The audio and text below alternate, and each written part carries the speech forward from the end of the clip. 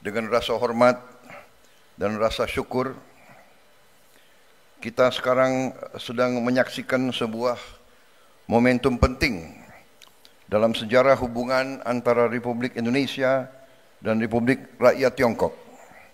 Dua bangsa besar yang telah menjalin persahabatan dan perdagangan selama ratusan tahun. Hubungan kita bukan baru dimulai ketika kita membuka hubungan diplomatik, melainkan telah terjalin lama. Bukti hubungan kita terdapat dalam prasasti-prasasti di seluruh bangsa dan negara kita. Pelayaran Laksamana Cheng Ho ke Nusantara sampai sekarang dikenang dan terdapat banyak monumen-monumen terhadap kunjungan tersebut.